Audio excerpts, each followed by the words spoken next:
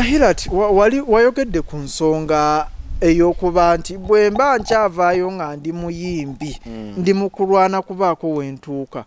ekiyitibwa enkokola mu industry muno kisukka oteekwa okuba nga oli victim wa nkokola abantu abakukubye enkokola okutuuka wano wooli bateekwa kuba bangi naye ndowooza neni waffe gye tuli mu mirimu emirala gye tukola tewali watali nkokola so si kipya nnyo ky'otugamba enkokola ziringa enkokola. Ani yakuba olukokola n'olukakasa? Olwaleero ndabye mu mawulire nga omu ku bayimbi ba Rising Stars munnange bamuyita Viper Ranking nga ayogera ku Viper Ranking ye yayimba sivaawo wano. Very good. Abantu bajja abamanyi abatamanyi bajja genda banonye ku music we. Ngayogera ku enkokola MC KATS ze yamukuba. Ochegeera engeri yamukuba mu enkokola nga alagira ddala tayagala abeeko waayita wonna. Ensi okumutegeera. Azinyo kuyimba ku stage microphone yamu byonna. Okulabika ku TV oluyimba lwokuba ku TV okola ki kati nenzijukira omuntu omu akola ku TV kati abantu bangi nnyo abatamanyi KATS omutuufu nenze naye kenyini lyomu kuba victims wa KATS okukuba ekikono nze tayankuba kikono azisaaki naye ayina ekintu kye yakola era nze KATS okumusonyiwa okumusonyiwa nze KATS ono bulijja ayina omutima ogufaanana yes nze KATS okumusonyiwa okufunamu omutima ogumusonyiwa oba ogumulowoozaako ng'omuntu oba bye biseera bye we yali under depression just ennaku nenkwata nemukwata nga okay nga ebiseera bye yagira we yarangirira nti mulwadde wa AIDS bikibo ebityo awo wonafuniramu kale ku mutima ogulira ogwagala omusaasiramu naye gayi kateeka nkunyumize oyo gayi era nze nnyongera okukakasa ebigambo bya Viper Ranking okitegeera nti KATS ddala ekyateeka okuba yakikola Viper kyeyayogedde okitegeera kuba nze kennyini olunaku lwe baggulawo ofisi yawo Viper ayina obujulizi oba just ate yeetaaga bujulizi nze bengena okugamba mbulina si bulina naye nkugamba kintu kindi ku mutima kintudde ku mutima kimazeeko myaka okitegeera omuntu agenda okuyisa obubi tasooka kukulabula nti oba omutege kamera okitegeera nti omutege kamera obeere n'obujulizi akuyisa bubi ebya kamera obijjukira nga kyawedde dda okitegeera nzijukira olunaku lwe baggulawo Women Offices twali ku National Theatre olunaku olwo lwe bayanjula akakiiko ka Women akasookera ddala abakulembeze ba Women okusinzira ku generals za music ba Victor Kamenyo ne bamufuula mukulembeze wa hip hop Big Eye ne bamufuula treasurer ebiseera ebyo bakola obagirira eyo gundi bafina mugerwane bafuka ba secretary bani eyo gundi yasookera ddala ndaba MC KATS ku mukolo ogwo kati bwe namulaba nga mumanyi omuyimbi onoonya kuyitawo onoonya okubaako okola ki wootuuka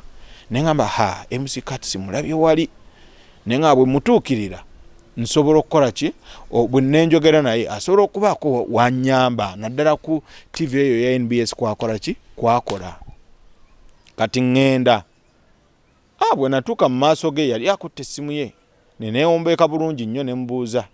nga ajje baleko MC KATS gayamboggolera yajjayo eddoboozi liri erisalawo yali bw'ati n'aŋŋamba ye gwe musiru gwe mutumbaavu gwe nze naze wano kumbuuza ombuuzaako kibagambye sirina bambuuza okitegeera bagambye sirina bambuuza omusanga alina ebimunyiziza already nengumira humiliation eyo kyokka nga tuli mu bantu nengumira humiliation eyo neŋŋamba wange okuyimba of course nali mpulira nga nsiriira nenga naye wayo kuyimba olina okugumiikiriza okuyiga okugumiikiriza n'okukola ki okugumira abantu abatagumirika bw'abanga asiriikiriramu ne mukama wange mbadde nsaba kukola ki nsaba okumpa ku namba yo nkoleki njagala okuleeta ku muziku wange ku TV yammwe awo wenejjusiriza lwaki nalumbye MC KATS n'alyoka mpa sebo naze wano nga naze simanya kulamwe bayimbi n'ebyange byenazo okukola gwe tondaba nti ndi busy kyokanga ali kusimye just anyiga nviira n'okunviira va wano eyimbi ebitalina makulu eyo yakoze bitya we wayimba ki bannaye nawulira nga nsiridde nga omanyi omuyimbi onoonya w'osobola okukola ki okuyita onoonya w'osobola okuyita okuva nekintuula ku mutima kuno gaayo oyo nempulira nga ntamye okitegeera nga ntuuse okitegeera naye nga sirina kye nsobola kumukola okitegeera ate omukole ki munna ate omukole ki nenjira kati bw'afuna eyo embeera ya depression eyo wenafuniramu ku mutima ogugamba nti oba kwolwo olunaku nalwo yayina depression ze kyekyamuleetera okumboggolera bw'atyo okumpisa nga bwe yampisa nenfunamu akatimu akaagala omusonyiwa naye bw'oddamu n'olowooza embeera gye yakuyisaamu bubi nnyo ate kyemmanyi benefit of doubt because it was the first time kyerabirwa abantu kyeberwa kiri kimu nti kyerabirwa kikoze oba kyerabirwa mugambi kati tugogere mu bikolwa kyerabirwa kikoze naye tekyerabirwa gwe bakikoze oluusi abayimbi bafuuka ab'amaanyi ne bagaana okuyambako abantu abamu biki public netandika obajajinga naye baba bayina ensonga zaabwe okitegeera kuba waliwo omuntu agenda okukukwatako ng'omaze mudisprovinga n'alyoka atandika okukulowoozaako naye nga we wamutuukirira nnyambaako nga tewali yategedde ky'olina ky'osobola kukola nga yakushiitinga bushiitinzibwa ati okitegeera nalabako ono Kabaata nga gawa yakola ebiseera yakolera program ye yasaba ama TV mangi opportunity ne gamumma bwagenda ku TV yamuwa nafuko wamanya atagama TV agama TV ne gatandika ato okujja gamubbe kuki ku top naye nabeera mwesigwa naganno bwe nali sigalewa pastor Senyonga wano bwe nali sirina mmanyi bwe nabasaba opportunities ndage kyensobola okukola mwazi nnyima kati atono yampa kati ate yampa nenkola kinsobola okukola nawe ntuse ate muveemu okitegeera kale abantu abamu ba presenters ng'abo baani baagala nnyo abamu omutuukirira nga tanamanya kyokola n'akola ki nakuzalawa kati bw'amala bwe muvaako nezya nendaba Fik Media n'akola kye musabye bw'akiraba na gayi yali asobola okukola ekirungi bwe kiti kale nga ate ayagala okukola ki okudda okitegeera so njamaliriza nsaba ba media personalities ndibana omuntu bwajja naga nti nsobola okukola kino ekisooka omuwa amatu omuwulirize kubanga n'ab'amaanyi gwe beweepansa bosi wotimba ku status zo simanya wayogedde naye lwoyogedde naye ku kakol n'oka recording n'okateeka ku status bamanyi nti oyogera naani ne Paraso oba Chameleon oba Kenzo oba ani nabo bennyini baatandikira eno baava eno bayina ebiseera nga bakyali eno emabega okitegeera so ate nze ndowooza omuntu yandibadde yennyumiriza nnyo mu kukola ba stars ababe okusinga okwesiba kube bakola edda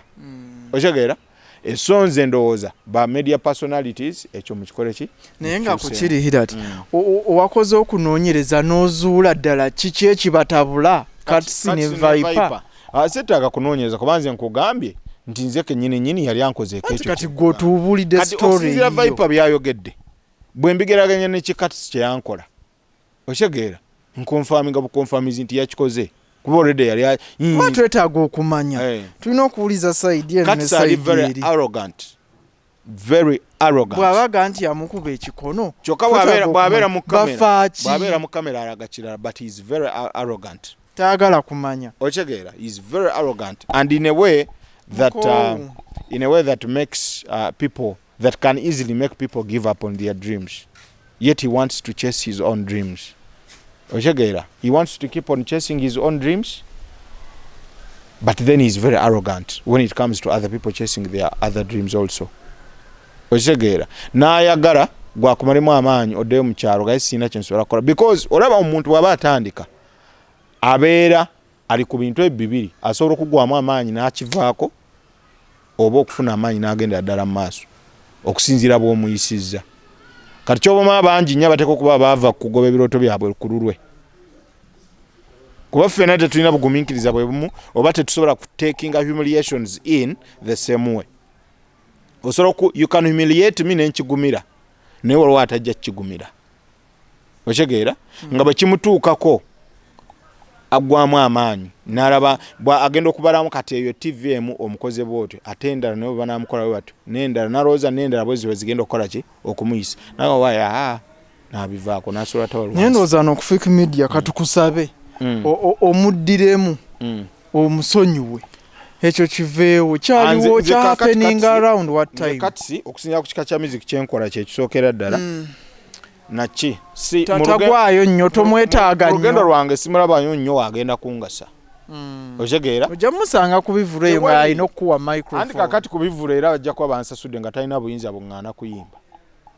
bw'aba kati ono gwagaana okuyimba bw'abanga abayereese bw'abanga nga aŋŋanyo yima nga bansasudde nga ntambula nga ŋŋenda nga yesootinga naani n'omutegesi kuba bazze kukola nga nange nzize kukola ki kukola naye akumanya akyakujjukira tasobola nkugambye kyerabirwa akikoze tekyerabirwa gwe bakikoze kuba kyemmanyi nga wagenze kati okumufeesinga alaba muntu mupya era tayinza nakukkiriza nti ebyo yabikukola naye yabikola okitegeera okusinziira bwe nkunnyonnyodde ate okuba naye bw'awulira interview eno oba bw'abiraba asobola okujjukira kuba olunaku ndukunnyonnyodde naye akimanyi okwolwo olunaku yaliwo okitegeera nga wuma egula offices zaayo olunaku olwasookera ddala twali ku National Theatre side y'ekyengula awo okitegeera mwami Silver Kyagulanyi baaliwo nga mwanjulanga kanso wa wuma okitegeera bonna nga bwe kyali bonna okitegeera abakulembeze bonna bwe basooka okwanjula we bateekawo abakulembeze ba generals ez'enjawulo biki that very first whatever eyakola abakulembeze bawuma ab'enjawulo that very first whatever meeting yaliwo ekyo akimanyi bulungi era asobola kijjukira naye asobola ojjukira omuntu gwe yaboggolera gwe yayisa obubi olunaku olwo okitegeera but speaking about enkokola by the way mbadde nzija okukola sheno ne Hirat nga nakalaba interview ya Kasuku ne full figure ng'atenda enkokola eziri ku social media yawo ng'aga nti kubukedde baamukuba enkokola show gye baamuwa abaamuwa omulimu bwe baamuwa show nga yakukola ku bukedde 1 kakati ate ne bagiza ku bukedde 2 ne ku bukedde 2 ate ne bamulwanyisa ne bamwongerayo mu maaso kuba mbu simanyi aleetandika ssaawa 4 kati olw'okuba mbu balaba abantu tebakyalaba kataliiko nfuufu ku bukedde 1 nga balaba full figure ku bukedde 2 mbu kwe kumupuushinganga ku 4 kati ate oluvannyuma ne bakola ki ne bamukuba munnaye n'avaayo kati ate ndabye agamba ku social media Pastor Bujingo yamuwadde omulimu ate kakati balina okukola nabo Robert Mutebi oba oliawo ne Charles James Senkubuge tebamuganya kukola ki Robert Mutebi full figure agamba mbu tokwata masimu ge olutuuka okukola shombu nga weebuzaabuza biki byendabye ngenza okujja okukola bikolebwa bwongo kati kyangu nnyo okunenya Robert Mutebi naye nga Robert Mutebi byakola mukama we yamugamba abikole nga teyamuwadde mulimu yamwejjeeko buki ekyo nakyo kisoboka okitegeera mwannyinaze full kuba akasuku amugambye lwaki tokubira pastor yennyini nti nayogedde ne makula biki kyangu nnyo okubanga bali bamwejjeeko buki bwejja kuba oba otunula naye ate omuntu gwe wayise oyinza okumwejjako kisoboka kuba kati olaba full figure agamba teyasabye mulimu era yetamanyi nabawandiika application emirimu gyonna gyafunye bamuyise buyise okujja okukola naye abasanzeeyo ku mulimu ne bamukubye enkokola character ya full figure gwe bw'ogiraba ku Soul TV yetaagawa simanyi okitegeera simukuba oba simwogerera bubi naye character ya full figure teyina bwe fitting ku Soul TV osanga byagenda okwogerawo byanjawulo okitegeera kakati oli asobola omukwatirwa lwaki olowooza nti byabadde akole newalala ne ku social media byagenda okukola ebyo byamutunda ensi bwe byemumanyiddemu so bwakyusa nadda mu birala aba tebajja mulaba kakati kyangu nnyo okubanga mukwano gwa Musumba Bujingo nga Furufiga mukwano gwa Musumba Bujingo oba banyiganye namusaba omulimu ng'oli talina bwana agumumma n'agumuwa naye ng'ebyaddala tagumukoze eki tagumuwadde kati n'ayita mu bano omusumba kiba kikulekawa olowooza Robert Mutebi alina obuyinza obugaana Furufiga okukola nga Musumba Bujingo amukkiriza otegeera bakozi bano bakuba enkoko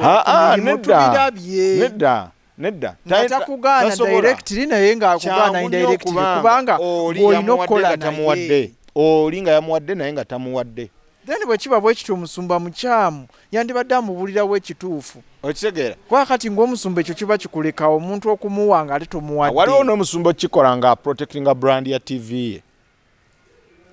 okitegeera ng'amanyi ddala omuntu gwendeta agenda kujja wemulire ku TV Furufiga ojja muteeka ku TV ng'alina gwakola naye olunaabako batakkaanyiza 1-2-1-2 ng'ayisaawo eggambo liri eddene olitegeera kati eryo eggambo eddene lirabika litya nga liva ku Sol TV okitegeera lirabika litya nga liva ku Sol TV tajja kujjukira nti ndi ku Salt ye tajja kujjukira ye karakita ya Furufiga okitegeera kakati mbuulira kati Musumba Bujingo bw'aba yakoze bw'atyo oba ensobi wa Musumba omuntu ono yamuwadde omulimu naye nga teyamuwadde nze sijja giyita nsobi ayinza okuba nga ageza protecting brand ye bw'aba that is nga yakikoze bw'atyo nga bwe tulowoozezza bw'aba nga teyakikoze ng'oli omukozi yakikola ekyo naye kiba kikyamu okitegeera ng'omukozi ye mwennyini yakikola alemese munne kiba kikyamu kiba kikyamu okutegeera kati abawa Furufiga omulimu ku TV abagenze kukolayo biki anyway ku bukadde tunabirabanga okitegeera ng'akola ne Kabanda naye n'engeri bonna gye bali ku ttiimu eri ey'oli omwami yani bamuyita ani mpozi aliwa yenna ono omwami bamuyita ani ono oyo omuvubuka mutabani wa Muzeeyi Museveni Muhoozi ali ku ttiimu Muhoozi engeri gye bali ku eyo sayidi bayinza okuba nga ndowooza tomanya nga bakkaanyiza ne amuwa omulimu naye ebyawe bye bamanyi bajja kwesootinga tumalirize hira tibannaye njala kudda Masaka nzije eno wano bayitawo Salama Road wano we ku Kiyumba embozi Kayumba ebintu muina ebitundu eno kati wano basinzira ku kyo kuyitayo ku Kiyumba era bw'otuukawo awo obayita ku Kiyumba n'otunula ekimango ojja kirabanga ddala waliwo ekiyumba kiyira tinaawe ate bayita we mbuuzizza kati abantu bwe mbadde nzija ng'abantu tebamanyi ku Kiyumba yiwa ku Kiyumba yiwa nga tebamanyi weekiri ekiyumba kinene nnyo sayidi y'ekyemango ojja kiraba kyadda Salama Road manyiwo akulekaana ne obayita Katuba stage yewa Katuba ate eri mu maaso nga tonatuuka ku Kiyumba ng'ova Kampala Katuba stage eri mabegako wali oba ova eno kale tumalirize oba oyina ebigambo by'otugamba emboozi ku Kayumba tujja kugyongerezaako mpozi nyongera bwongezi kwa kukubiriza abantu okumpagira kuwagira muziko wange olimba olupya batuyita tukoye ekyennyanja atana bakulumanya